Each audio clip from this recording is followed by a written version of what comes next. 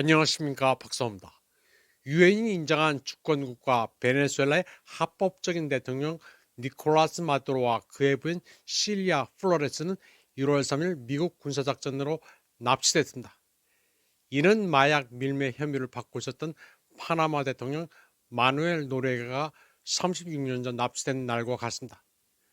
미국인들은 날짜의 상징성을 좋아하는 듯하며 이번 사건에서도 그 점이 확인됐습니다. 트럼프는 단지 국제법이 구속력이 없다는 것을 확인했을 뿐입니다.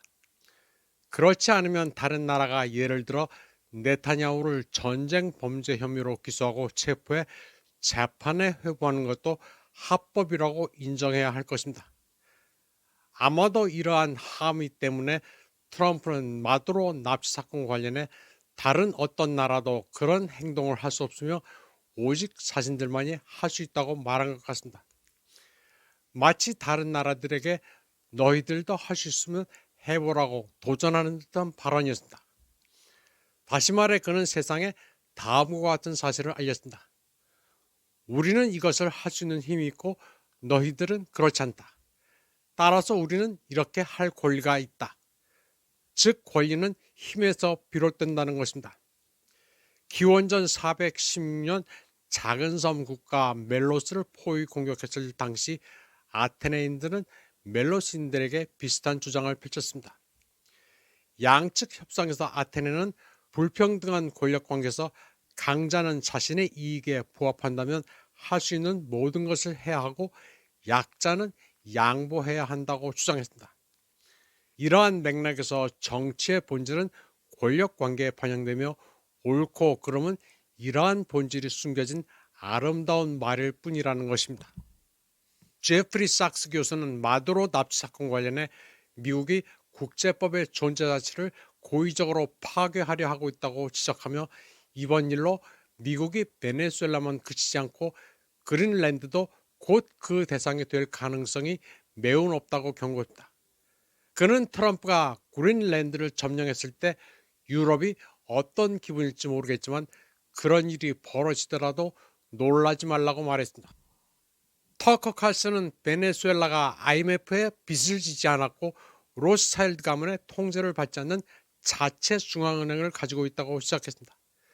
또 베네수엘라에서는 고리 대금이 법으로 금지되어 있다는 점 등을 정확하게 지적합니다.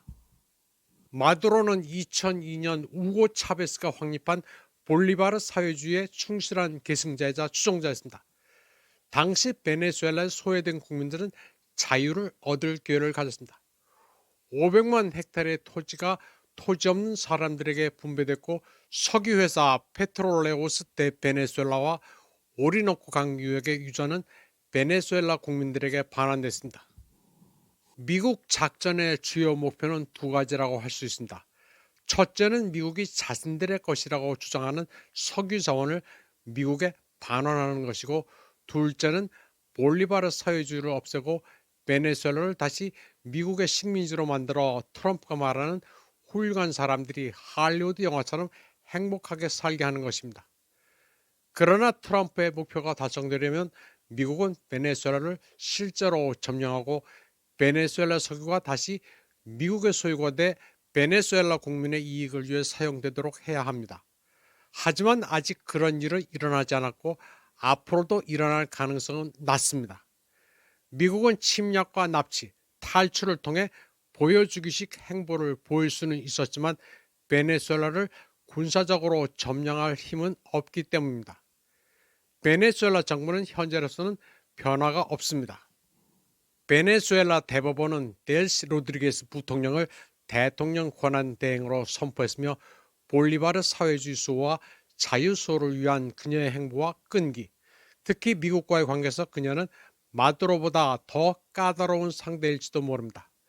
납치 사건과 관련해 가장 중요한 질문은 사건의 경위나 배신 혹은 어떤 비밀 협약이 있었는지가 아니라 베네수엘라가 반제국주의 볼리바르 공화국으로 남을 것인지, 즉 베네수엘라 기업의 수익이 그 기업의 주인인 국민들에게 돌아갈 것인지 아니면 다른 용도로 쓰일 것인지에 관한 것입니다. CIA 감옥에서 고문을 당했던 아버지를 둔 델시 로드리게스는 트럼프와는 이념적으로 정반대되는 입장에 놓여 있어 큰 어려움에 직면해 있습니다.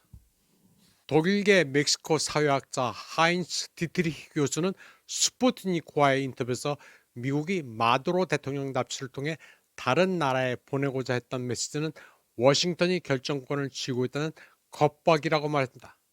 하인츠 디트리히 교수는 차베스 대통령의 전 보좌관 출신으로 멕시코시티의 메트로폴리탄 자치대학의 연구센터 소장입니다.